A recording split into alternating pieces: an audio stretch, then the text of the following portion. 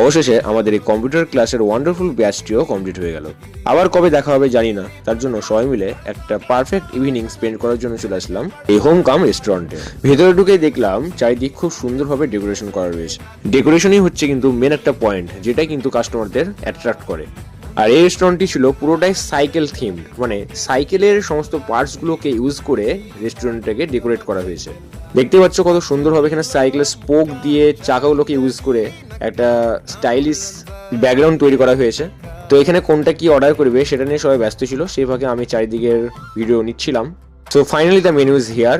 তোমরা মেনুতে দেখে নাও খাবার দাবারের প্রাইসিং কেমন রয়েছে। সবাই বললো মেন কোর্স খাবো না, কিছু স্ন্যাক্স অর্ডার কর। আর স্ন্যাক্সের মধ্যে চা থাকবে না সেটা কি কখনো হতে পারে? তাই যার সঙ্গে আমরা পনির পকোড়া অর্ডার দিলাম, বাট পনির পকোড়া পাওয়া যাবে 8টা, বাট আমরা রয়েছি 9 জন। সো এখানে একটা ভাগাভাগির ব্যাপার কিন্তু আসবে।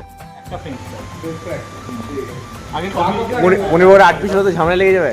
ঠিক আছে, ওটা দিয়ে সবাইকে একটু ভালো করতে পারে, ভালো করতে পারে। ওটা আমি খেয়ে নেব। বোঝা যাচ্ছে একটা পনির পকোড়া নিয়ে কিন্তু মারামারি লাগবে। যাই হোক, লেটস সি। বাট এই ফ্রেন্ডটি বলে দিল যে আমি থাকতে কোনো প্রবলেম নেই, আমি ভাগ করে দেবো ঠিকভাবে। থ্যাংক ইউ, এত বুদ্ধি কোথায় রাখিস সেটাই ভাবছি। সো আমাদের অর্ডার এখন চলে এসেছে, চিকেন ড্রামস্টিক অ্যান্ড তারপর আসলো পনির পকোড়া। সো পনির পকোড়া অ্যাজ সেট আমরা ঠিকমতো ভাগ করে খেয়ে নিলাম। সেভাবেই আমাদের এই ব্যাচের কম্পিউটার ক্লাস কমপ্লিট হলো, বাট থেকে যাবে এই সুন্দর স্মৃতিগুলো।